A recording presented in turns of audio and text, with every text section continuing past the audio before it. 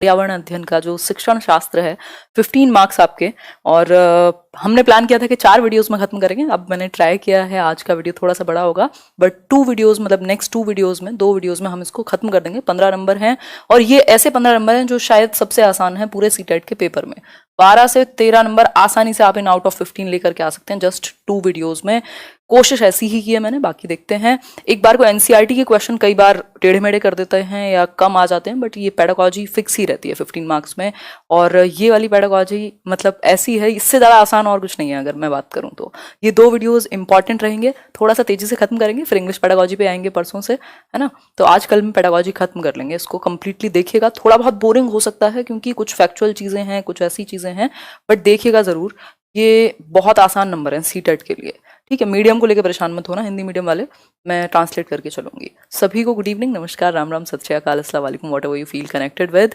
Start करते हैं आज का सेशन और देखते हैं आप लोग कहाँ तक पहुंचे, कैसा कैसा चल रहा है, आप लोगों की तैयारी कैसी चल रही है। बहुत बढ़िया, लाइक शेयर आप करते रहिएगा जैसे जैसे आप आते जाएं। दिव्य तिवारी बहुत बढ़िया, देव तिवारी।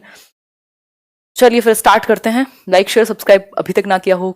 चलिए फिर थीम्स पर आते हैं।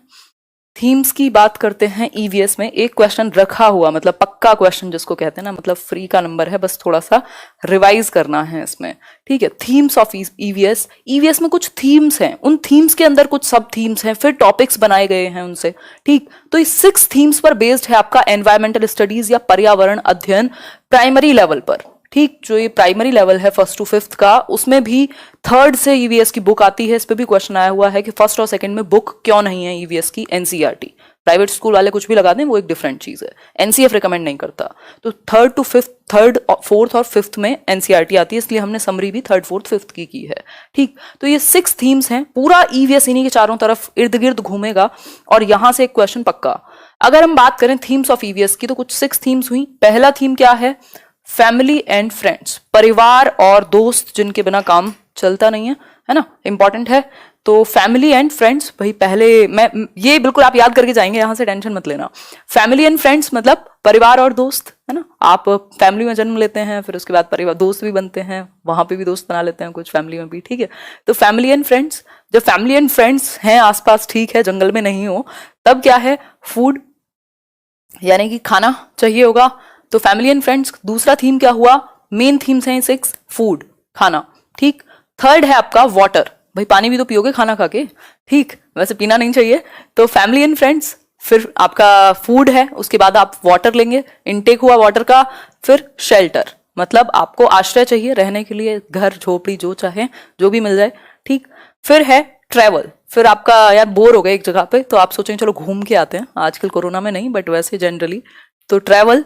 फिर सिक्स्थ जो थीम है last, things we make and do, भाई कुछ कुछ करते भी तो हैं हम दुनिया में, ऐसा ही थोड़ा ना मतलब खाओगे पियोगे। ऐसे परिवार में जन्म हुआ, खाना खाया, पानी पिया, एक घर मिल गया, एक शेल्टर में, आश्रम में पहुंच गए, फिर कभी घूम के आ गए, कुछ तो करोगे ना। बोर हो जाओगे अगर ऐसे कुछ नहीं करते रहोगे, घुमक्कड़ हो जाओगे, ठीक है। तो ये कुछ 6 थीम्स हैं जो आपको बहुत अच्छे से आनी चाहिए। आप अगर यहाँ 5 मिनट एक्स्ट्रा दे दोगे याद रखने में इनको, तो आपके 2 से 3 नंबर सही हो सकते हैं आसानी से, कम से कम भी, क्योंकि इसमें फिर वो क्वेश्चन घुमा करके बनाएगा और आप कंफ्यूज हो जाएंगे। सिंपल 6 थीम्स हैं। 6 थीम्स में क्या है? फैमिली एंड फ्रेंड्स में आप पैदा हुए, फूड, फैमिली एंड फ्रेंड्स, फिर फूड मतलब खाना चाहिए, फिर वाटर चाहिए, शेल्टर चाहिए, ट्रैवल करना है, और लास्ट में कुछ तो बनाओगे, तो things we make and do, ठीक है, जो चीजें हम बनाते हैं और करते हैं। क्लियर हो गई बात? एक बार फिर से मेरे साथ खुद बोल के देखो इसको छोड़ करके। यहां से फर्स्ट थीम क्या है? टोटल 6 थीम्स हैं, 6 थीम हैं। उन 6 थीम्स में से पहला क्या है? Family and friends. फिर फूड चाहिए आपको, शेल्टर चाहिए आपको, इसके अलावा फिर आपको क्या चाहिए? ट्रैवल करना है, और फिर things we make and do, और इसमें से कोई एक मिस कर दिया है मैंने, है ना। तो ये टोटल मिलाकर के कुछ 6 थीम्स हो गए। अब थोड़ा सा देखेंगे इनसे क्वेश्चंस कैसे पूछे जाते हैं, मैंने बीच में क्वेश्चंस भी डाले हैं, ठीक है। तो अगर मैं बात करूं तो ऐसे आप इसको आसानी से समझ सकते हैं। अगर हम बात करें फैमिली एंड फ्रेंड्स, ठीक, फूड, 3rd क्या है? वाटर, फिर क्या करोगे? शेल्टर चाहिए, ट्रैवल करना पसंद करोगे, और things we make and do, कुछ तो करोगे ही, ठीक। सिंपल बात, फैमिली, फूड, वाटर, शेल्टर और ट्रैवल, उसके बाद आपका things we make and do. Clear है बात? ये दिमाग में पिक्चर या तो इसको बना लो जिनको याद करने में प्रॉब्लम होती है, बाकी आसान है, ठीक है बात? क्लियर? PDF ये मिल जाएगी, इसको 4-5 बार देखोगे भी ना सिर्फ, तब भी याद रहेगा, है ना। फैमिली, खाना, पानी, दाना मतलब रहोगे कहीं, शेल्टर, ट्रैवल, और फिर things we may can do. आगे बढ़ जाएंगे, बहुत बोर कर दिया मैंने आपको, नेक्स्ट पॉइंट पर पहुंचेंगे, बट ये इंपॉर्टेंट है, जितनी बार रिवाइज कर लोगे उतना अच्छा है। सब थीम्स हैं अब इसके कुछ, अगर आपको 6 थीम्स क्लियर हैं, अगर आप वहां कंफ्यूज नहीं हुए इतनी बार डिस्कशन के बाद, तब जाके सब थीम पे बढ़िएगा, अदरवाइज फिर आप कंफ्यूज होंगे बीच में, ठीक।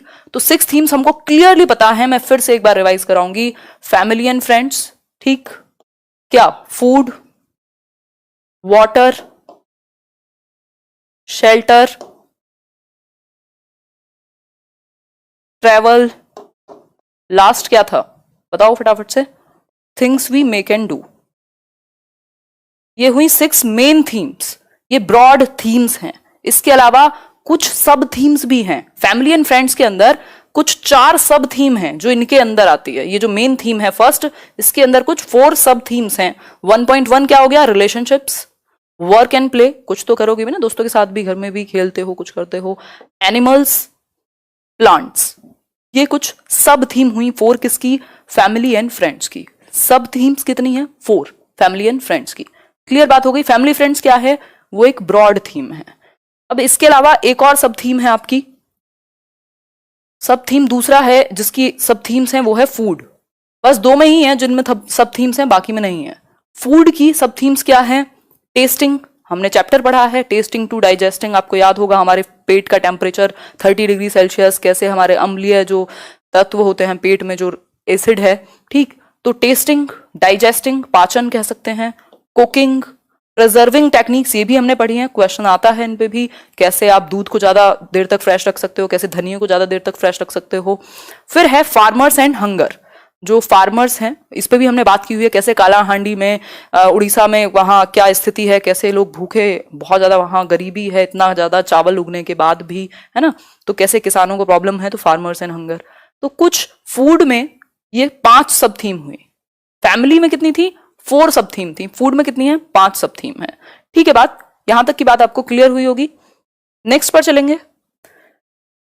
अब यहां तक की बस इतनी कहानी है, आपको सब थीम हर एक 6 थीम में है, मतलब टोटल 6 थीम्स में से सिर्फ 2 में ही सब थीम्स हैं, बाकी में नहीं है, बाकी नॉर्मल है, ठीक। तो अगर हम बात करें तो फैमिली एंड फ्रेंड्स में 4 सब थीम हुई। कौन सी है वो 4 सब थीम, देख लेते हैं एक बार ध्यान से। Relationships, work and play, animals और प्लांट्स। फिर फूड में 5 सब थीम है, testing, digesting, cooking, preserving techniques और फार्मर्स एंड हंगर। टोटल मिलाकर सब थीम कितनी हुई, कुछ 9 हो गई, सिंपल है। बाकी का तो आपका है ही नॉर्मल जैसे था। क्लियर हो गई बात, बहुत बढ़िया मजहर। चलिए फिर, अगर यहां तक की बात क्लियर हो गई तो बहुत अच्छी बात है। क्वेश्चन देख लीजिए, थोड़ा बता दीजिए इतना ज्ञान जो अब तक हमने डिस्कस किया वो कितना क्लियर हुआ आपको। क्वेश्चन है, which one of the following is not one of the 6 broad themes of EVS in the present syllabus. आज का जो सिलेबस है, आपकी जो एनसीईआरटी बुक्स बनी हुई है, पूरा जो सिलेबस है, उसमें कौन सी एक बात, कौन सा एक ऑप्शन ब्रॉड थीम में नहीं आएगा, not a broad theme. Broad theme कितनी है, जो बड़े वाली, ब्रॉड का मतलब समझ रहे हैं आप बिल्कुल, हिंदी मीडियम वाले भी, 6 ब्रॉड थीम्स हैं, उनके अंदर कौन सी एक पॉइंट नहीं आएगा। अगर आपने 6 याद की हुई है ना, तो आपको कोई सब थीम याद करने की जरूरत ही नहीं है। उन 6 में से आप पहचान जाओगे ये ब्रॉड है, इसके अलावा जो है वो सब थीम है। फटाफट से बताओ, कितने दुख की बात है जो लोग ए आंसर कर रहे हैं। मतलब मैं गाने गा रही हूं तब से कि फैमिली एंड फ्रेंड्स में जन्म लोगे, फिर खाना खाओगे, फिर पानी पियोगे, फिर एक घर भी चाहिए रहने को जिसको शेल्टर कहेंगे, और आप लोग ने ए कर दिया आंसर। मतलब क्या चाहते हो, हैं? फिर हद कर दी, मतलब शेल्टर कैसे हो सकता है, शेल्टर ब्रॉड थीम है, नॉट पूछा है क्वेश्चन में। Things we may can do, ये भी ब्रॉड थीम हुई। लास्ट वाली जो है वर्क एंड प्ले या फूड, ये तो हम समझ ही चुके हैं, फैमिली एंड फ्रेंड्स के बाद तो खाना ही खाएंगे ना, ठीक। तो वर्क एंड प्ले सिर्फ यहां पर आंसर होगा, जो ब्रॉड थीम में नहीं आएगा वो फैमिली की सब थीम में है। जो फैमिली एंड फ्रेंड्स है उसकी सब थीम का हिस्सा है work and play. C answer यहां सही हुआ, ठीक। तो ऐसी गलती ना करें जिसका कोई फायदा ना हो, फिर है ना, सारी मेहनत पानी में चली जाएगी, आपकी भी और मेरी भी। इससे आसान नंबर नहीं है, अगेन मैं फिर से वही कहूंगी। नेक्स्ट क्वेश्चन है, एक और question. in EVS themes have been proposed instead of topics। Topics की जगह थीम्स को क्या दिया हुआ है, प्रपोज किया हुआ है ईवीएस में, जिन पर सारे टॉपिक बने हुए हैं आपके। रीजन क्या है इसका? पहला ऑप्शन है आपके सामने, to enhance the environmental comprehension of the learners, बच्चे जो उनका पर्यावरण है उसकी ज्यादा अंडरस्टैंडिंग उनको हो जाए। For developing connected and inter related understanding of issues of the learners local environment, बच्चों के अंदर शिक्षार्थियों के स्थानीय परिवेश के मुद्दों से जुड़ी और परस्पर संबंधित समझ विकसित हो सके। मतलब कि inter related understanding of issues उनके एनवायरमेंट में, क्योंकि बच्चे जो हैं टुकड़ों में नहीं देखते एनवायरमेंट को तोड़ के, वो एज अ होल देखते हैं। कहीं अगर आसपास लड़ाई भी हो गई या उन्होंने कुछ देख लिया एकदम से जिससे वो पहले अवगत नहीं थे, बट वो एकदम से देखेंगे तो वो उनके अंदर जाएगा तो सही, हिट तो करेगा उन्हें। तो एनवायरमेंट की एक इंटर रिलेटेड समझ बने बच्चों में, इसलिए बड़े बड़े थीम्स को शामिल किया गया है, जिसके अंदर कुछ टॉपिक्स हैं, जिसके अंदर कुछ टर्म्स हैं, जिसके अंदर छोटी छोटी बातें हैं बाकी। ठीक है, फिर है themes based EVS transaction is easy. ऐसा कुछ नहीं है, इजी और टफ की बात नहीं हो रही। फॉर रिड्यूसिंग चैप्टर्स, ये सब फालतू होते हैं कि टीचर का बोझ कम करना, बच्चे का बोझ कम करने की बात हो तो ठीक है, बट ऐसा सिलेबस का बोझ कम करने के लिए आपने थीम्स डाल दिए तो ऐसा थोड़ी है, फिर तो टॉपिक्स में और कम हो जाता। ठीक, तो ऐसा कुछ नहीं है। बी ऑप्शन यहां सिंपल सही हुआ। क्यों? बात हुई है कि कौन सा एक सिलेबस के टॉपिक का हिस्सा नहीं है, मतलब थीम्स को क्यों डाला हुआ है, टॉपिक्स को क्यों नहीं। तो सिंपल इसका आंसर है for developing connected and inter related understanding of issues of the learners local environment. वही जो इंटर रिलेटेड पूरा जो एनवायरमेंट है बच्चे का आसपास, उसको वे इंटर रिलेट करके देख पाए, जोड़ करके देख पाए, अलग थलग ना देखे। क्लियर हुई बात? इसलिए थीम्स को दिया है ईवीएस में। ये दो क्वेश्चंस बहुत इंपॉर्टेंट थे, अब इनसे कितने भी क्वेश्चन बनाए जा सकते हैं।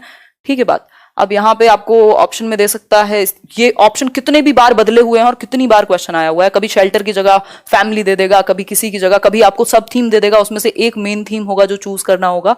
तो सिर्फ 6 थीम्स याद कर लीजिए, काम चल जाएगा। मैप की बात बाद में करेंगे, अभी हम बात कर लेते हैं फटाफट से 6 थीम्स की, फिर आगे बढ़ जाएंगे, क्योंकि मैं ये नहीं चाहती हूं कि आप भूलें ये 6 थीम्स कभी भी। ठीक है, और इसके बाद भी हो सकता है आपको रिवीजन की जरूरत पड़ जाए। ठीक है बात, बहुत बढ़िया आंसर कर रहे हैं आप लोग। याद करो कौन से हैं 6 थीम्स।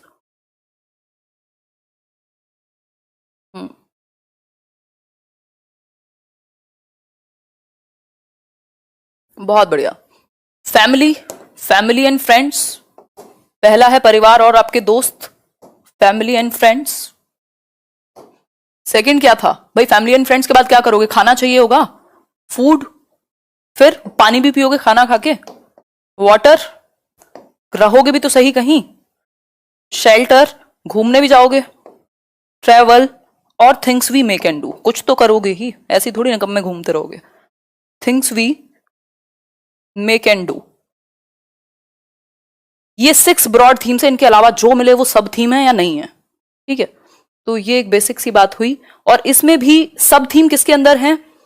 फूड और फैमिली में, बाकी चारों में कोई सब थीम नहीं है। क्लियर हो गई बात? 5 सब थीम है फूड में और 4 सब थीम है फैमिली एंड फ्रेंड्स में, टोटल 9 सब थीम्स हो गए मिलाकर के। क्लियर यहां तक की कहानी? ये थीम्स हुई ईवीएस की, मुद्दे हैं ईवीएस के। ठीक है, मैप एक अलग वीडियो में टोटली कवर करूंगी मैं, जिसमें क्वेश्चंस भी जितने आज तक आए हुए हैं मैप से भी 1-2 क्वेश्चन, 3 क्वेश्चन आते ही हैं, एक क्वेश्चन तो मिनिमम आता है मैप से। ठीक, तो उस पर डिस्कशन करेंगे। इतने इसको देखना 2-4 बार, मैप थोड़ा देखा करो बैठ के, ये पीडीएफ डाउनलोड करते हो जब, उससे दिमाग में थोड़ी एक पिक्चर बनेगी, क्योंकि ये एक दिन का काम नहीं है, इसमें थोड़े दिन लगेंगे याद रखने में मैप को। कुछ पेडागॉजिकल कॉन्सेप्ट्स हैं आप जिनको समझेंगे, उसके बाद कुछ कुछ बीच में क्वेश्चंस करेंगे कि कैसे यहां से क्वेश्चंस पूछे जाते हैं, एनसीएफ क्या कहता है ईवीएस के बारे में। फिक्स्ड क्वेश्चंस है, इनको कोई हिला नहीं सकता पेपर से। देखते हैं चलो। फ्यू पेडागॉजिकल कॉन्सेप्ट्स, कुछ। An attempt has been made by NCERT to develop a deep and inter related understanding of each theme, मतलब कि एक कोशिश की गई है एनसीईआरटी के द्वारा, national council of educational research and training, जिसने आपका पूरा करिकुलम प्लान किया हुआ है, आपकी सारी बुक्स हो या फिर आपका एनसीएफ हो। ठीक, तो एनसीईआरटी ने एक कोशिश की है to develop a deep and inter related understanding of each theme. जो 6 थीम्स हैं, हर एक थीम की एक इंटर रिलेटेड अंडरस्टैंडिंग बन सके आपकी, बिल्कुल क्लियर तरीके से बच्चे जोड़ करके, कनेक्ट करके, और डीप एक समझ बन सके आपके एनवायरमेंट से जोड़ करके सारे थीम बनाए गए हैं। टोटल 6 थीम्स में पूरा आपका एनवायरमेंट है। 5वीं तक के बच्चे के लिए साइंस भी उसी में है, सोशल साइंस भी उसी में है, एनवायरमेंट भी उसी में है, उन 6 थीम्स में ही। ठीक है, तो यही क्वेश्चन हमने अभी किया था सेकंड नंबर पर कि थीम्स को क्यों लगाया गया, क्योंकि एक deep and inter related understanding बन सके बच्चे की इश्यूज को लेकर एनवायरमेंट के। ठीक, नेक्स्ट है ईच थीम बिगिंस विद की questions in a language suitable for children. ये बात ध्यान में रखनी है, हर एक जो थीम है उसकी स्टार्टिंग जो होती है वो एक की क्वेश्चन से होती है। आप देखते हैं एनसीईआरटी बुक्स में, क्या आप मान लीजिए कोई ट्रैवल पर, घूमने के ऊपर कोई चैप्टर पढ़ा रहे हैं, तो शुरुआत में आपको 2-3 क्वेश्चन मिल जाएंगे प्रीवियस नॉलेज चेक करने के लिए कि अच्छा क्या आप कभी घूमने गए हो, घूमने गए हो तो कहाँ गए हो, अच्छा ट्रेन कैसे चलती है। इस तरीके के जो क्वेश्चंस हैं, तो हर एक थीम जो शुरू होती है वो कुछ सूटेबल क्वेश्चंस से शुरू होती है जो बच्चों की भाषा से कनेक्ट कर पाए, क्योंकि जब तक आप बच्चे की भाषा से कनेक्ट नहीं करेंगे, वो स्पेशली प्राइमरी चिल्ड्रन की बात हो रही है, ठीक है। फिर है one also needed to tackle the differences of gender, बहुत इंपॉर्टेंट, मोस्ट इंपॉर्टेंट। एक जो टीचर है, जो बच्चा है, आपको सेंसिटाइज करना है, उनको संवेदनशील बनाना है, कैसे अंतर के बेस पे डिफरेंसेस ऑफ जेंडर, लिंग के आधार पर जो अंतर हैं, क्लास के आधार पर जो अंतर हैं, कल्चर के आधार पर जो अंतर हैं, रिलीजन के आधार पर, लैंग्वेज के आधार पर, ज्योग्राफिकल लोकेशन के आधार पर, मतलब despite of any differences, despite of any difference we are united या वी स्टैंड टुगेदर। ये बात उनके दिमाग में जानी चाहिए कि कितनी भी डाइवर्सिटी है, विभिन्नता है, हम सब एक नहीं होते, एक जैसा खाना नहीं खाते, एक जैसे दिखते नहीं है, हमारे लिंग डिफरेंट हो सकते हैं, इसके अलावा क्लास डिफरेंट हो सकती है, हमारी संस्कृति डिफरेंट हो सकती है, रिलीजन किसी धर्म को हम दूसरे को मान सकते हैं, लेकिन ऐसा ना हो जो हमने अभी किया हुआ है सोशल मीडिया पे कि गालियां ही दे रहे हो बस हम, ठीक। तो ये सारी चीजें, ज्योग्राफिकल लोकेशन अलग हो सकती है, कोई साउथ इंडिया में रह सकता है, कोई नॉर्थ में रह सकता है, कोई ईस्ट में रह सकता है, तो ये सब चीजों के बावजूद भी हम टुगेदर, मतलब यूनाइटेड खड़े हों, ठीक। यूनिटी इन डाइवर्सिटी की बात आपको समझानी है बच्चों को, हर किसी के कल्चर को, फूड को, लैंग्वेज को, इन सबको रिस्पेक्ट करना, वहीं से संवेदनशीलता आती जाए। देखो, आपके पर्सनल बिलीफ हो सकते हैं, कुछ भी हो सकता है, मैं किसी एक चीज में विश्वास रखती हूँ, आप किसी दूसरी चीज में विश्वास रखते हो, लेकिन इसका मतलब ये नहीं है कि मैं ये कहूँ कि मैं जिस चीज में विश्वास रखती हूँ आप भी उसी चीज में विश्वास रखें और सर फोड़ लें दोनों मिलकर। तो बच्चों के दिमाग में यही चीज जानी चाहिए। तो कोई भी क्वेश्चन जहां पर अंतर या डिफरेंसेस की बात होगी, तो आप क्या सिखाएंगे या वो आंसर किस तरफ जाना चाहिए, जहां बात यूनिटी की हो और इंडिविजुअल डिफरेंसेस को रिस्पेक्ट करने की हो। सिंपल बात, आगे बढ़ जाएंगे नेक्स्ट क्वेश्चन पर। नेक्स्ट पॉइंट है evaluation of course should be a continuous process and the child should be assessed as she he observes, asks, draws discussions in groups. Evaluation से एक क्वेश्चन जरूर आता है आपके हर एक सब्जेक्ट में, यानी सीसी मान लीजिए। तो जो मूल्यांकन है बच्चों का, वो सतत प्रक्रिया होनी चाहिए, कॉन्टिन्यूटी में आप बच्चे को ऑब्जर्व कर रहे हैं, कॉन्टिन्यूअस प्रोसेस है, ऐसा नहीं है एक दिन पेन पेपर टेस्ट लिया और बस काम खत्म, ठीक है। तो इस केस में the child should be assessed, आप बच्चे को कैसे आकलन करेंगे, उसको ऑब्जर्व करेंगे, अवलोकन करेंगे, देखेंगे उसको एक्टिविटीज करते हुए, पूछेंगे उससे क्वेश्चंस, कुछ कंक्लूजन्स ड्रॉ कराएंगे, डिस्कशंस में उसे इन्वॉल्व करेंगे ताकि उसकी सोच डेवलप हो और ग्रुप्स में कोऑपरेशन सीखेगा, सहयोग सीखेगा, ठीक है। बात आगे बढ़ेंगे भाई, आज का टॉपिक समझने वाला है, मैं जल्दीबाजी बिल्कुल नहीं करूंगी, क्योंकि जल्दी करने पे क्या होगा, ये दिमाग में नहीं बैठेंगी चीजें। अब एनसीएफ पे आते हैं, फिर एनसीएफ करेंगे, एनसीएफ के कुछ क्वेश्चंस करेंगे, छोटे छोटे पॉइंट्स बनाए हुए हैं, बहुत ज्यादा आपको सरदर्द नहीं लेना। एनसीएफ की क्या रिकमेंडेशन है ईवीएस को लेकर, हर सब्जेक्ट के बारे में कुछ ना कुछ ईवीएस मतलब एनसीएफ ने कहा है, ठीक है। एनसीएफ ने हर सब्जेक्ट के बारे में कुछ ना कुछ कहा है, और आपकी जो पेडागोजी है वो ज्यादातर वहीं से बनती है फिर आपके सब्जेक्ट में, सीटेट में। एनसीएफ की रिकमेंडेशन क्या है, NCF 2005 recommends that children's life at school must be linked to their life outside the school. जो बच्चों की जिंदगी है स्कूल में, वो आउटसाइड द स्कूल, जो घर से या जिस पर्यावरण से वो आ रहे हैं उससे कनेक्टेड हो, मतलब रियल लाइफ से आप जोड़ेंगे लर्निंग को। बच्चे की क्लासरूम में जो आप पढ़ा रहे हैं वो रियल लाइफ से कनेक्ट करे, आउटसाइड वर्ल्ड से कनेक्ट करे, क्योंकि बच्चों को रहना दुनिया में ही है, स्कूल में वो सिर्फ 6 घंटे के लिए आया है, ठीक है बात। इसके बाद it will diminish the gap between the school, home and community. अगर आप रियल लाइफ से जोड़ रहे हैं, आउटसाइड वर्ल्ड से जोड़ रहे हैं, बच्चे के एनवायरमेंट से जोड़ रहे हैं लर्निंग को, क्लासरूम लर्निंग को, तो क्या होगा, जो गैप कम होगा। गैप किसके बीच में, घर के बीच में, समुदाय यानी कम्युनिटी के बीच में और स्कूल के बीच में, क्योंकि ये सब इंटर रिलेटेड हो गए। फिर क्लियर है बात।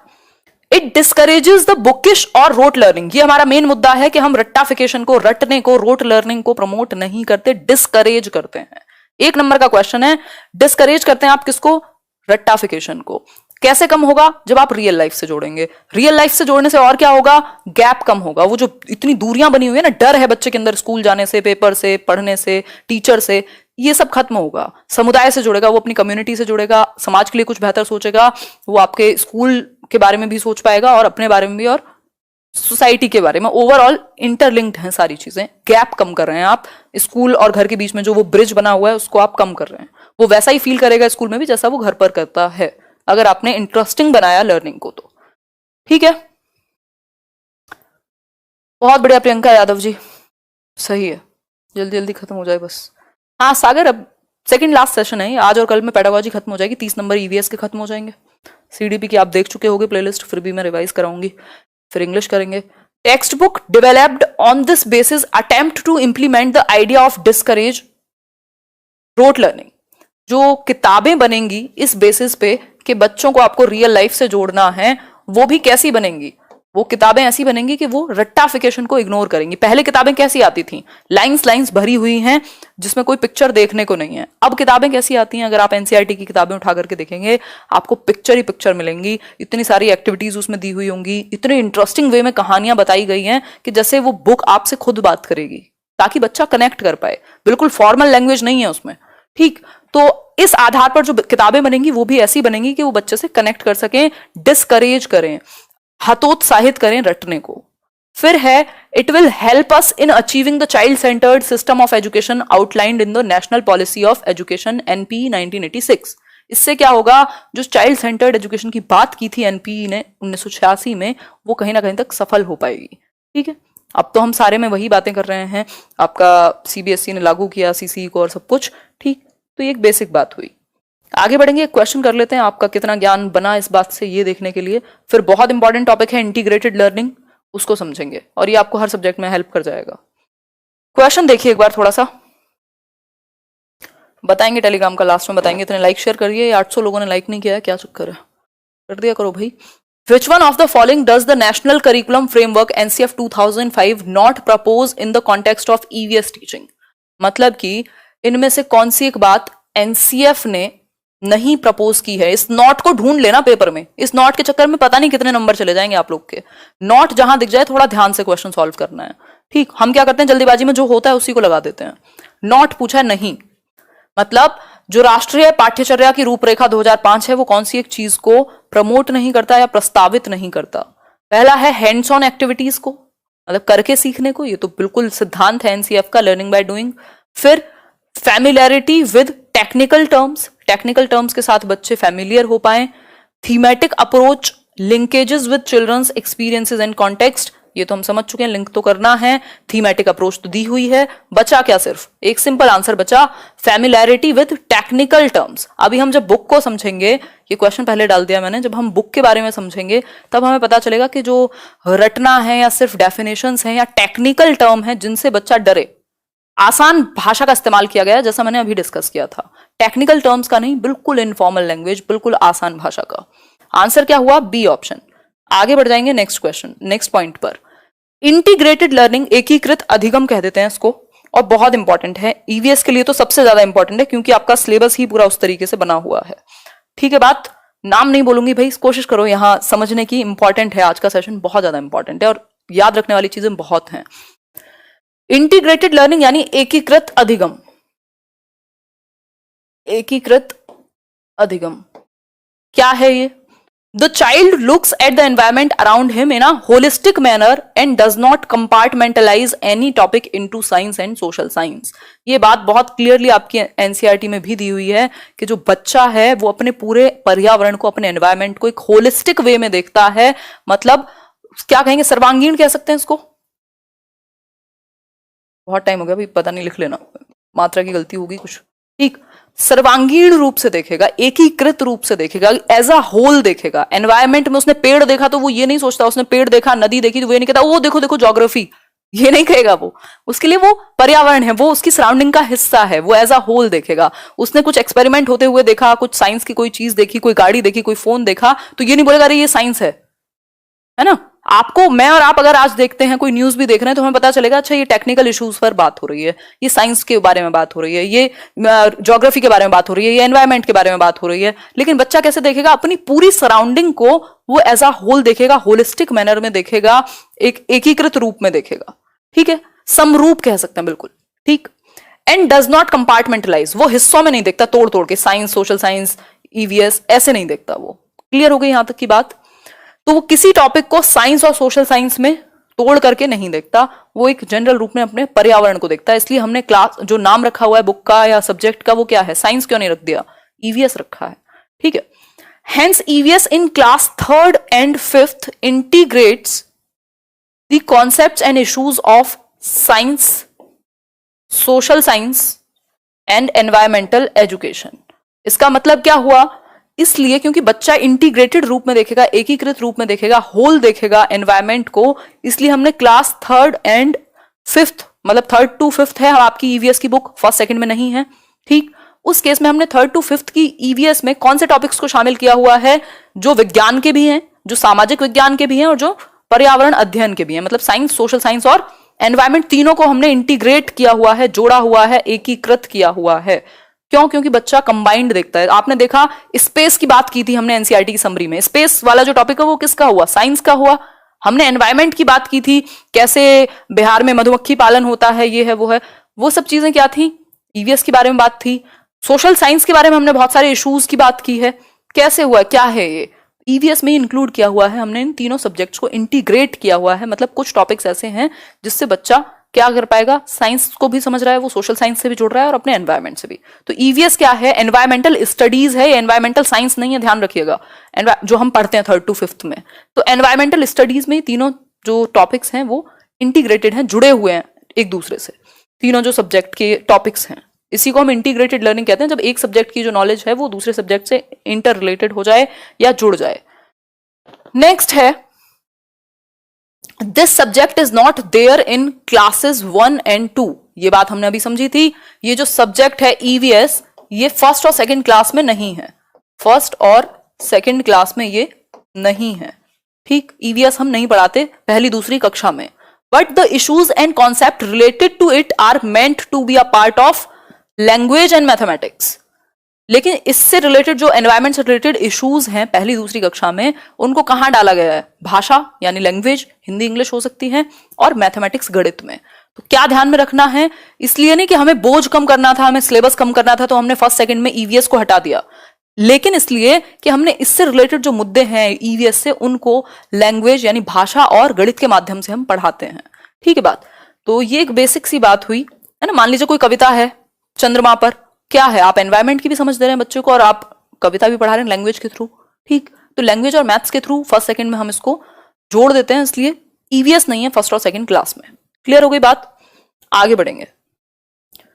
क्वेश्चन देख लेते हैं थोड़ा, ये जो कहानियां इतनी देर से चल रही हैं ये इतनी समझ आ पाई हैं आपको, देखते हैं। NCF 2005 has not recommended any prescribed curriculum and text books for EVS for class 1 and 2। The most appropriate reason for this is, मतलब एनसीएफ 2005 ने कक्षा 1 और 2 के लिए ईवीएस का पाठ्यक्रम निर्धारित नहीं किया है, इसका रीजन क्या है, फटाफट से बताओ।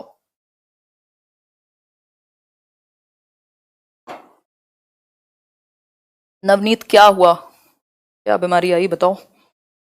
बहुत बढ़िया, हम लोग इस समय 4000 लोग जुड़े हुए हैं। नहीं, मैं कमेंट्स ले नहीं सकती हूँ ना, अगर इतने सारे कमेंट्स हैं फिर मैं कमेंट्स ही ले पाऊंगी, ये आपका पूरा जो सिलेबस है ये रह जाएगा, है ना।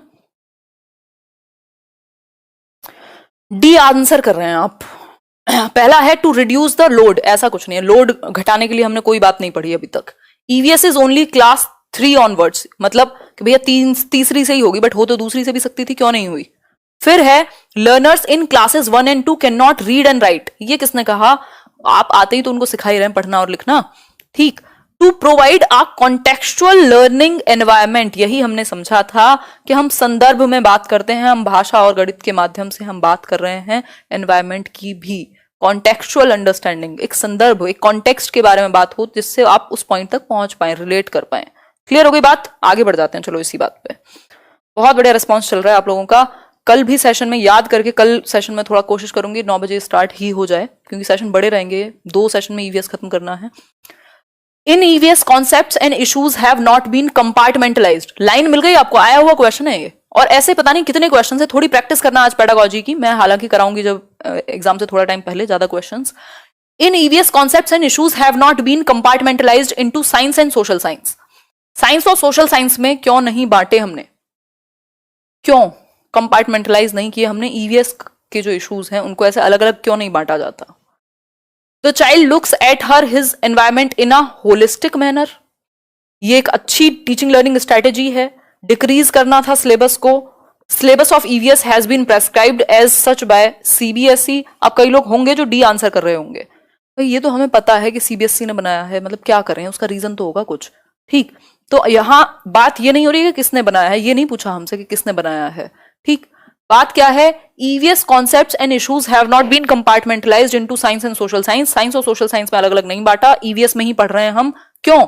क्योंकि बच्चा होलिस्टिक मैनर में देखेगा अपने एनवायरमेंट को, वो होल एक बड़े समग्र रूप के में देखता है। ठीक, सिंपल बात।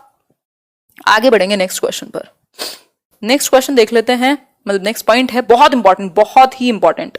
देखो लिख लो कहीं, थीम्स पर क्वेश्चन जो हमने शुरुआत में पढ़ी, उसके बाद एनसीएफ पर क्वेश्चन, उसके बाद ये जो हमने अभी इंटीग्रेटेड अप्रोच पढ़ी, ईवीएस की बुक क्यों नहीं है, और ये टेक्स्ट बुक, ईवीएस की टेक्स्ट बुक के बारे में। ये 5 छोटे छोटे टाइप्स हैं जिन पर 10 क्वेश्चन तक बन सकते हैं आपकी पेडागोजी में। मतलब 2-2 क्वेश्चन भी अगर एक पर दिया थोड़ा सा घुमा करके, 10 नंबर यहीं से हो गए। Text book is not the only source of knowledge. ये बात ध्यान रखनी है हमें हर सब्जेक्ट में, इंग्लिश हो या यहां पर ईवीएस हो। जो आपकी पुस्तक है, जो किताब है, जो टेक्स्ट बुक है, वो ओनली सोर्स नहीं है, वन ऑफ द सोर्स है। एक संसाधन है पढ़ने का, सीखने का, ज्ञान का, नॉलेज का, सब कुछ नहीं है ना, सर्वो सर्वा नहीं है सब कुछ। मतलब text book is not God, one of the resource है। उसके अलावा आप रियल लाइफ एग्जांपल्स से जोड़िए, एक्टिविटी कराइए, टीचिंग लर्निंग मटेरियल्स का यूज कीजिए। टेक्स्ट बुक ओनली सोर्स नहीं है, वन ऑफ द सोर्स है। क्लियर हो गई बात?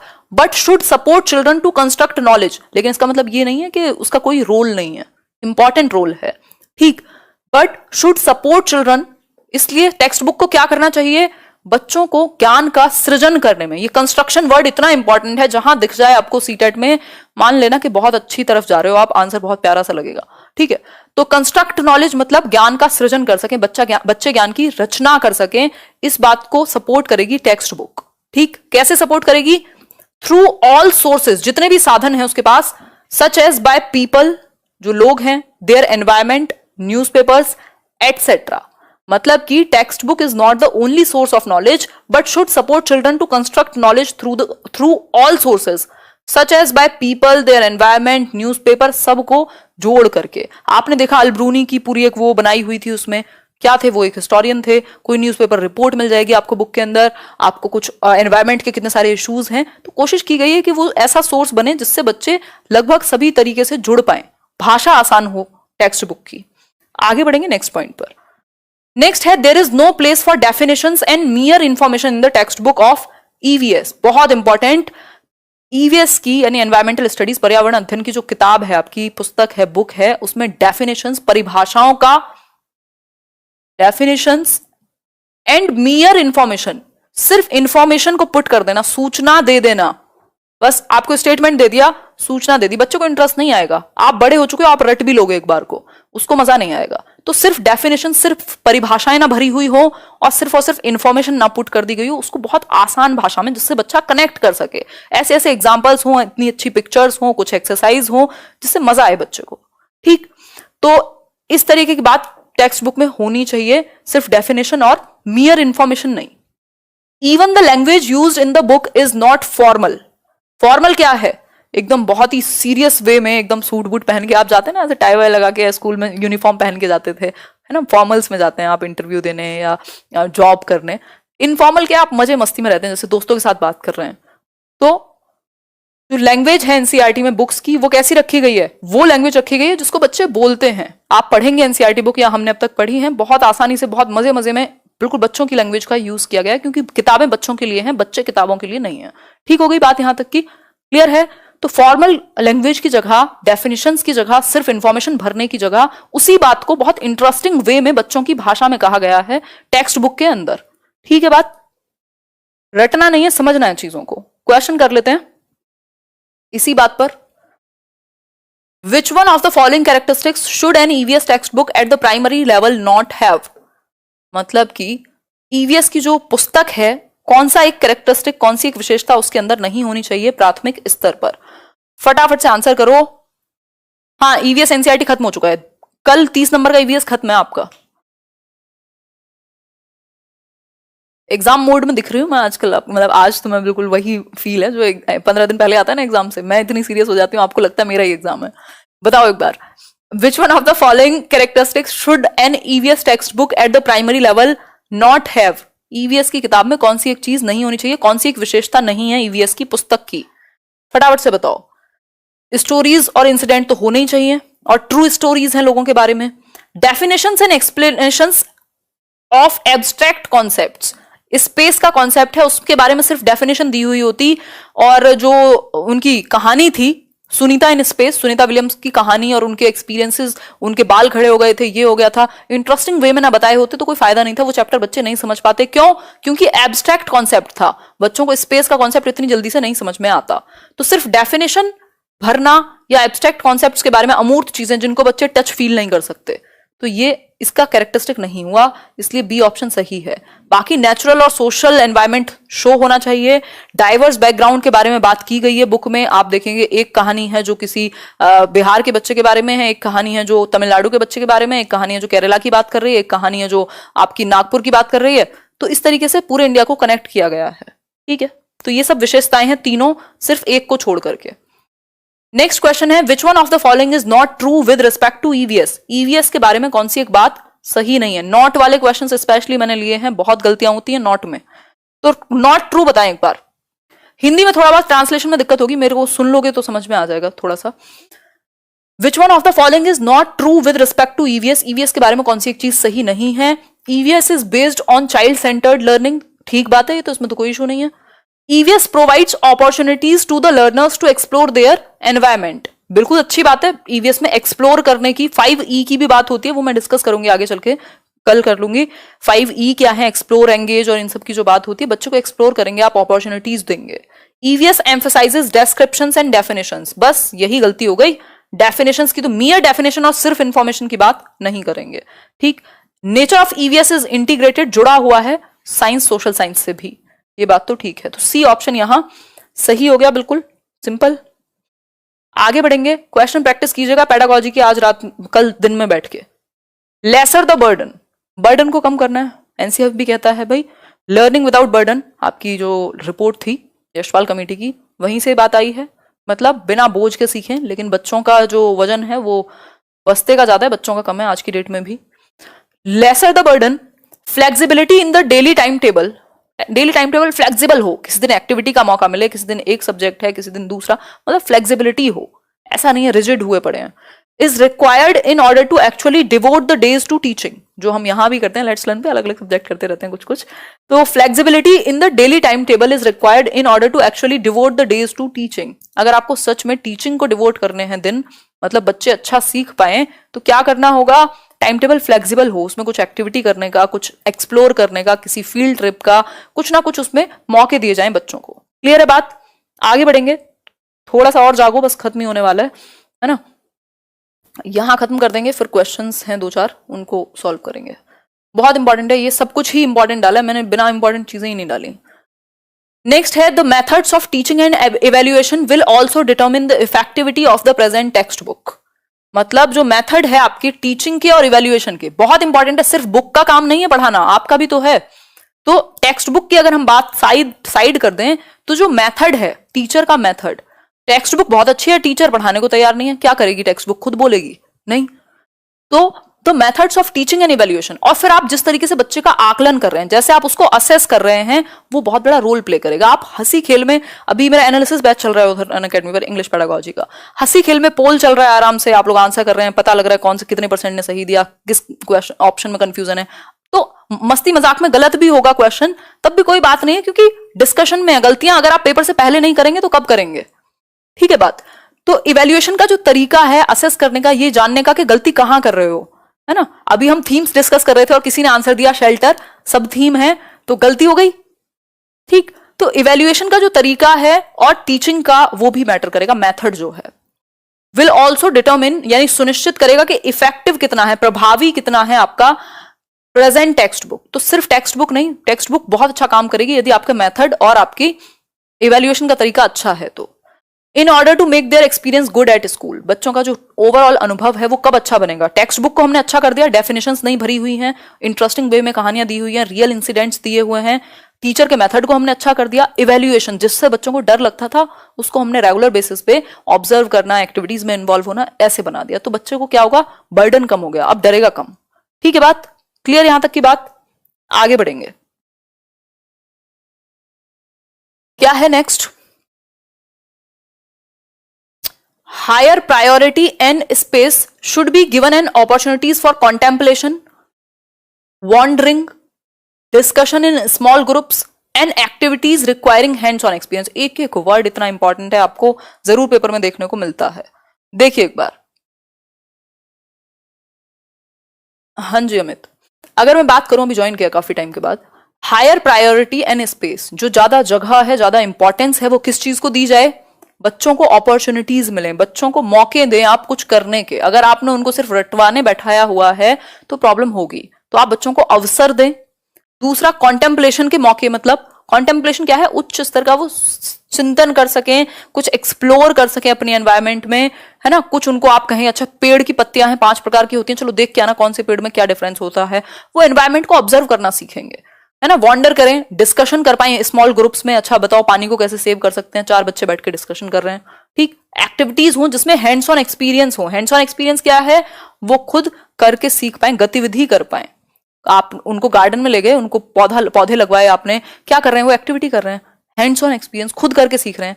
लर्निंग बाय डूइंग, सबसे अच्छी लर्निंग कब होगी? जब आप करके खुद सीखते हैं। मौका दिया आपने बच्चों को एक्टिविटी कराने का, आप उनको किसी एक नेचर की वॉक पे ले गए, कहीं कोई ऐसी जगह दिखाने ले गए, ठीक, तो लर्निंग बाय डूइंग। क्लियर है बात? आगे बढ़ेंगे। टाइमिंग अभी मैं लास्ट में क्लियर कर दूंगी, अभी कोशिश करो। Text book of EVS is child centred so that children get a lot of space to explore and are not compelled to learn by rote। जो ईवीएस की टेक्स्ट बुक है वो बाल केंद्रित है, बच्चे को सेंटर में रख के बनाई गई है। बच्चे की भाषा, बच्चे की एक्टिविटी, उसके एक्सपीरियंसेस, उसकी जगह वो जहां रहता है, एक ना एक चैप्टर आपको मिल जाएगा हर एक स्टेट के बारे में। ठीक, तो इससे क्या होगा? बच्चे को रटना ना पड़े, रोट लर्निंग ना हो, वो एक्सप्लोर कर पाए, उसको मौका मिले, अपॉर्चुनिटी मिले जानने की, सोचने की, है ना, और ऐसे आश्चर्यचकित होने की, अच्छा ऐसे भी होता है, वो वाली। ठीक, तो लास्ट क्वेश्चन है ये आपका। एक क्वेश्चन है इसी बात से related. Which one of the following should be the most important aspect of EVS teaching eight primary level? जो प्राथमिक स्तर पर अगर हम ईवीएस पढ़ाने की बात करें तो कौन सी एक चीज इंपॉर्टेंट है, मोस्ट इंपॉर्टेंट है, कौन सा एक पक्ष? Conducting activities and developing skills, achieving success in assessment, understanding the basic concept of science, या फिर connecting learners to the natural and socio cultural environment? फटाफट से बताओ सबसे इंपॉर्टेंट क्या है। चारों ऑप्शन सही हो सकते हैं, बट सबसे इंपॉर्टेंट क्या है वो चूज करना पड़ेगा।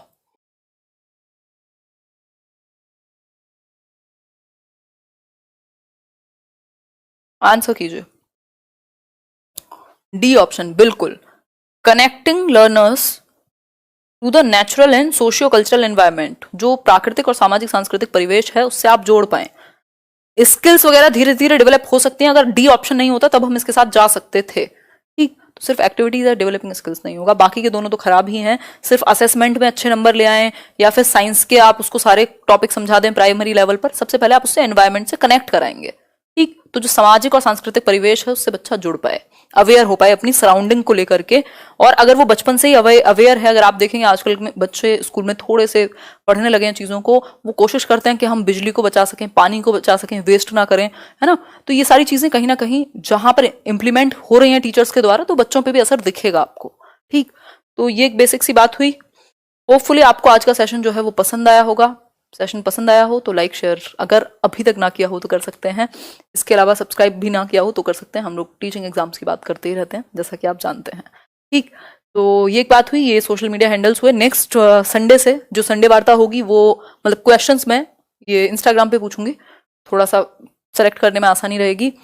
टेलीग्राम चैनल पर ये जो PDF हैं जितनी भी यहाँ डिस्कशन चल रहे हैं वो सब अवेलेबल हो जाएंगी। लेट्स लर्न स्क्वाड सर्च कीजिएगा।